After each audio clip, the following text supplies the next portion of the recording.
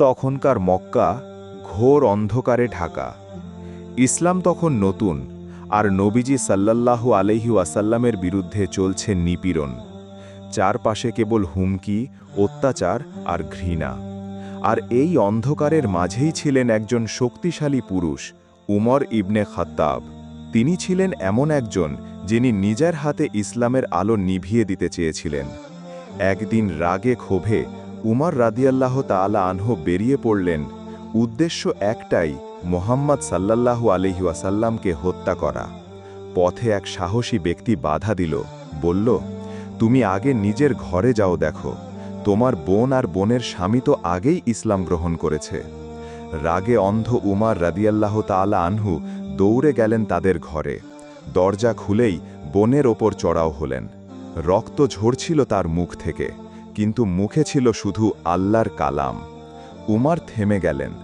বোনের হাতে থাকা একটি পাতা দেখতে চাইলেন, কিন্তু বোন বলল, না, তুমি অপবিত্র, আগে গোসল করো, তারপর পড়ো। উমর রাদিয়াল্লাহু তাআলা আনহু গিয়েই গোসল করলেন। তারপর হাতে নিলেন সেই কাগজ। প্রথমবারের মতো তিনি শুনলেন আল্লাহর কণ্ঠ, সূরা তাহা।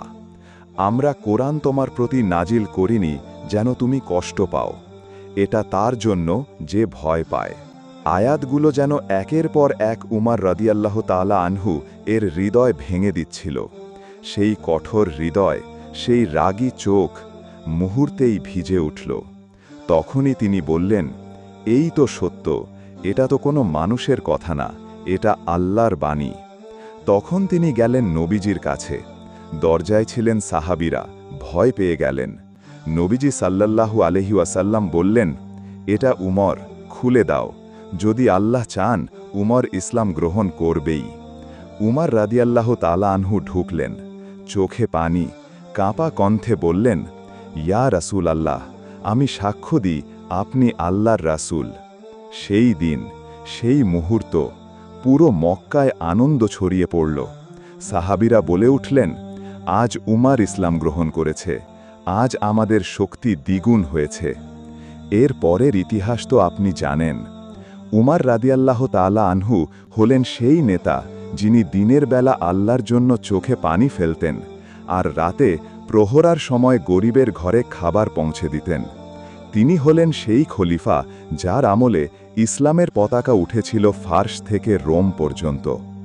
মৃত্যুর সময়ও তিনি বলেছিলেন, আমার কোনো গর্ব নেই, আমি শুধু চাই কিয়ামতের দিন আমার হিসাবটা যেন সহজ হয়। উমর রাদিয়াল্লাহু তাআলা আনহুয়ের জীবন আমাদের শেখায়, কোনো হৃদয় এতটা কঠিন নয় যে আল্লাহর কালাম তাকে নরম করতে পারে না, আর কেউ এত দূরে চলে যায়নি যে ফিরে আসতে পারে না। আল্লাহ তাআলা আমাদেরকেও হেদায়েত দিন, সাহাবাদের মতো জীবন গড়ার তৌফিক দিন।